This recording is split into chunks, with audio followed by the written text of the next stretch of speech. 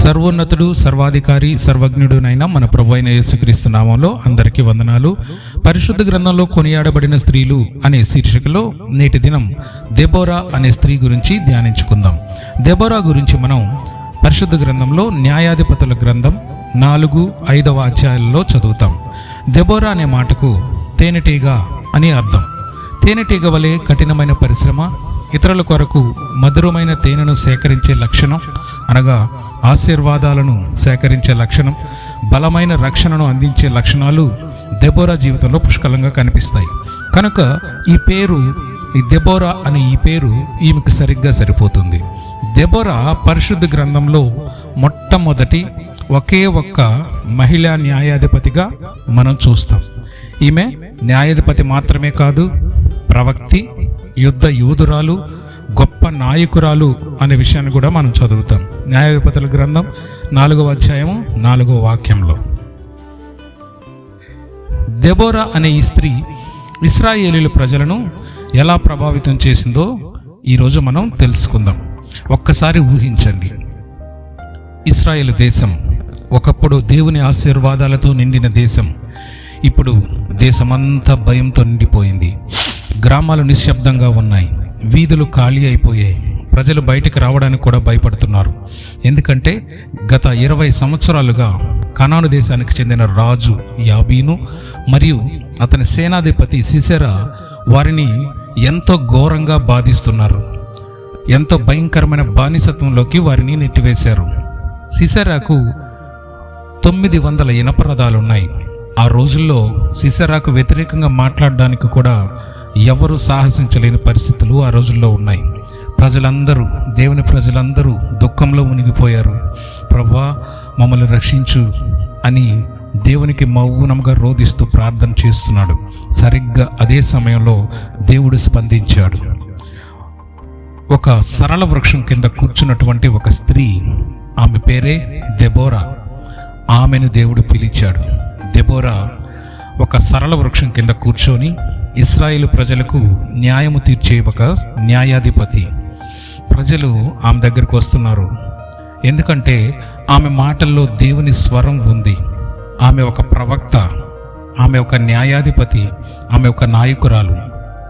సిసెరాను ఎదిరించడానికి పురుషులు, యోధులు, గొప్ప గొప్ప సైనికులే భయపడుతున్న రోజుల్లో ధైర్యంగా సిసెరాకు వ్యతిరేకంగా తన ప్రజలను కూడగట్టినటువంటి ధైర్య సాహసాలు కలిగిన స్త్రీనే దెబోరా అని మనం చూస్తాం. ఒకరోజు దెబోరా బారాకు అనే ఒక మనిషిని పిలిచి, బారాకు, దేవుడు చెప్పాడు, నీవు నీ సైన్యాన్ని సమకూర్చుకొని యుద్ధానికి వెళ్ళు, సిసెరాని అతని యొక్క రాజుని దేవుడు మనకు అప్పగించబోతున్నాడు అని ఒక చక్కటి ప్రవచనం చెప్పింది. ఈ మాటలు విన్న బారాకు చాలా భయపడిపోయాడు. అటువైపు చూస్తే 900 ఇనప రథాలు కలిగిన సిసెరా భయంకరమైన సేనాధిపతి. ఆయనకి అపవిజయం అన్నదే లేదు. 20 సంవత్సరాల నుంచి ఈ దేశాన్ని పట్టి పీడిస్తున్నటువంటి ఒక భయంకరమైన వ్యక్తి. కానీ ఆయన భయపడిపోయాడు. ఆయన అన్నాడు, దెబోరా, నీవు నాతో వస్తే నేను వస్తాను, లేదా నేను యుద్ధానికి వెళ్ళను అని. అప్పుడు దెబోరా చాలా సున్నితంగా చెప్పింది, సరే నేను వస్తాను, కానీ ఈ యుద్ధంలో దేవుడు మనకు విజయాన్ని ఇవ్వబోతున్నాడు. అయితే ఈ విజయానికి చెందినటువంటి ఘనత నీకు కాదు, కానీ ఒక స్త్రీకి దక్కుతుంది అని ఆమె ఒక చక్కటి ప్రవచనం చెప్తుంది.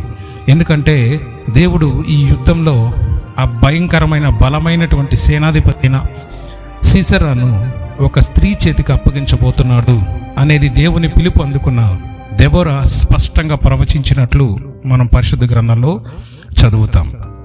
ఇలాగా దెబోరా బారాకు తన ప్రజలను కూడగట్టుకొని తాబోరు కొండ మీదకి వెళ్ళినప్పుడు జెబులూను, నఫ్తాలి గోత్రాలకు చెందిన 10,000 మంది మనుషులు బారాకు వెంట యుద్ధానికి సన్నద్ధమై వచ్చారు. అందరూ యుద్ధానికి సన్నద్ధంగా ఉన్నారు. అందరిలో భయం, అందరిలో ఎక్కడో ఏదో అనుమానం ఉన్నట్టుండి ఆ సమయంలో దెబోరా గట్టిగా అరిచింది, లేచిరా బారాకు, ఇదిగో ఇదే ప్రభు ఏర్పాటు చేసిన దినం, ఈరోజు దేవుడు నీ శత్రువుల్ని నీ చేతికి అప్పగించబోతున్నాడు అని ఎప్పుడైతే దేవుని ప్రవక్త అయిన దెబోరా గట్టిగా అరిచిందో వెంటనే యుద్ధం ప్రారంభమైంది. ఈ మాటలు సైనికులలో, ఆ కూడినటువంటి 10,000 మంది ఇశ్రాయేలు ప్రజల్లో ధైర్యాన్ని, స్థైర్యాన్ని నింపాయి. ఎందుకంటే మాట్లాడింది ఆమె కాదు, కానీ దేవుని యొక్క స్వరము దెబోరా ద్వారా మాట్లాడింది.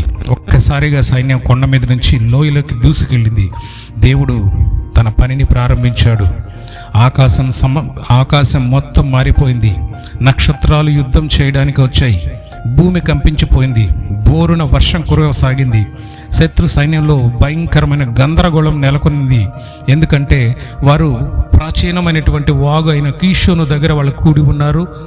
మరి ఆ రోజు కురిసినటువంటి వర్షం, ఉరుములు మెరుపులతో కూడిన వర్షం వల్ల రాజమార్గాలన్నీ నీటితో నింపబడ్డాయి. ఆ ఇనప రథాలు, 900 ఇనప రథాలలో ఒక్క రథం కూడా ముందుకు వెళ్ళలేని పరిస్థితి నెలకొంది. రథ చక్రాలన్నీ బురదలో కూరుకుపోయాయి. ఎవరికి ఏమి చేయడానికి తోచట్లేదు. అందరూ, శత్రు సైనికులందరూ భయంతో నింపబడ్డారు. అప్పుడు ఒక్కసారిగా బారాకు తన 10,000 మంది సైన్యం వారిని తరమడం ప్రారంభించారు. ఈ భయంకరమైన యుద్ధంలో గొప్ప నాయకుడు, గొప్ప యోధుడైనటువంటి సీసెరా తన రథాన్ని వదిలిపెట్టి కాలినడకన పరిగెత్తుకుంటూ అది వాళ్ళంత దూరంలో కనిపిస్తుండే ఒక గుడారానికి చేరుకున్నాడు. ఆ గుడారము ఒక స్త్రీకి చెందింది. ఆ స్త్రీ పేరు యాయేలు. ఈ యాయేలు అనే స్త్రీ పరిశుద్ధ గ్రంథంలో ఒక్కసారి మాత్రమే ప్రస్తావించబడింది. ఎన్నిక లేనిటువంటి స్త్రీ, పెద్ద గొప్ప పేరు ప్రఖ్యాతలు కూడా లేనటువంటి స్త్రీ. అయితే ఈమెను కూడా దేవుడు ఒక చక్కటి సమయంలో ఒక చక్కటి ఆయుధంగా వాడుకున్నట్టు మనం ఈ సందర్భంలో చూస్తాం. ఆమె ఎప్పుడైతే సీసెరా ప్రాణభయంతో, ఆయాసంతో, భయంకరమైనటువంటి భయంతో పరిగెత్తుకుంటూ ఆమె గుడారం దగ్గరికి వచ్చాడో, ఆమె లోపలికి ఆహ్వానించి అతనికి చక్కగా ఒక కంబళిని కప్పింది. మీరు విశ్రాంతి తీసుకోండి ప్రభు అని చెప్పింది. సీసెరా ఆమెను నమ్మాడు. వెంటనే ఆయన, నాకు దాహంగా ఉంది, కాస్త నీళ్ళిమ్మని అడిగినప్పుడు ఆ యాయేలు నీళ్లకు బదులుగా పాలను ఇచ్చినట్టుగా మనం పరిశుద్ధ గ్రంథంలో చదువుతాం. ఆయనకు కలిగినటువంటి శారీరక శ్రమ, అలసట, భయం, వీటన్నిటితో పాటు ఆయన పాలు తాగంగానే వెంటనే నిద్రలోకి జారుకున్నట్టుగా మనం చూస్తాం. సీసెరా గాఢమైన నిద్రలోకి జారుకోగానే అప్పుడు యాయేలు నెమ్మదిగా లేచింది. దేవుడు చెప్పిన మాట, దెబోరా ద్వారా దేవుడు పలికిన మాట నెరవేరే సమయం వచ్చింది. అప్పుడు యాయేలు లేచి గుడారాన్ని బిగించి పొడవైనటువంటి ఇనప మేకును తన ఎడమ చేతిలోకి పట్టుకుంది. కుడి చేతిలో ఒక బలమైన సుత్తిని తీసుకుంది. గాఢంగా నిద్రిస్తున్నటువంటి సీసెరా దగ్గరికి వెళ్ళి సీసెరా యొక్క తల యొక్క కణతలో ఆ ఇనప మేకును ఉంచి సుత్తితో గట్టిగా కొట్టినప్పుడు ఆ ఇనప మేకు ఆయన కణతల్లోనికి చొచ్చి అతని తలని పగలగొట్టినట్టుగా, ఛిద్రం చేసినట్టుగా మనం చూస్తాం.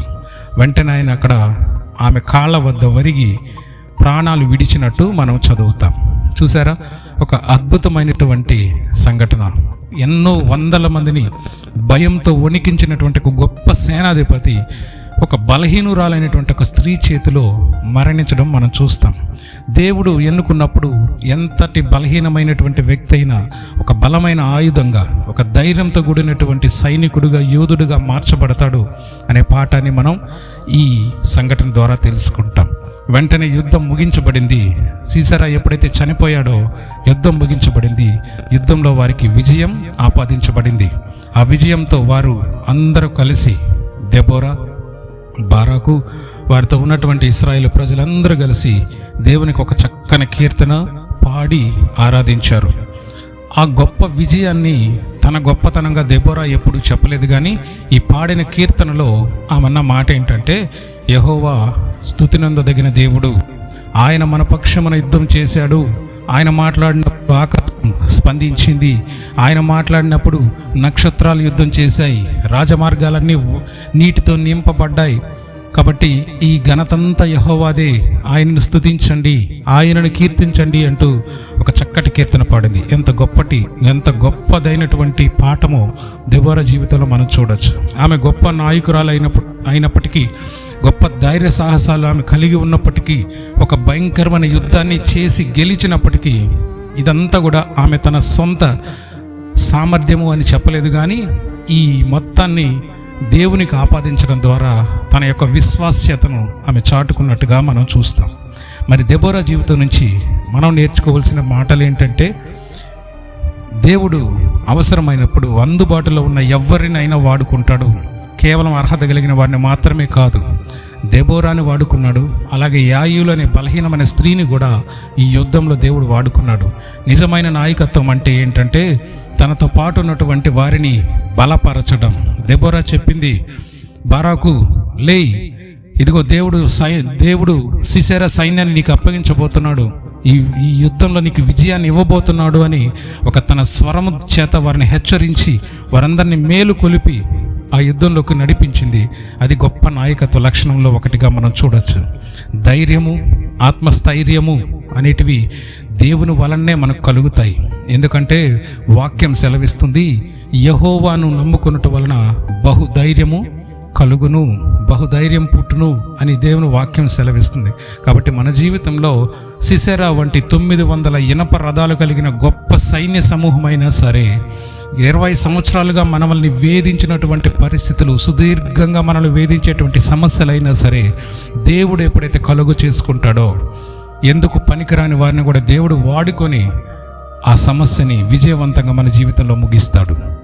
అలాగే దెబోరా ఈ విజయం సాధించిన తర్వాత న్యాయాధిపతిగా, నాయకురాలుగా సుమారు 40 సంవత్సరాలు ఇశ్రాయేలు దేశ ప్రజలను ఏలినట్లుగా మనం పరిశుద్ధ గ్రంథంలో చదువుతాం.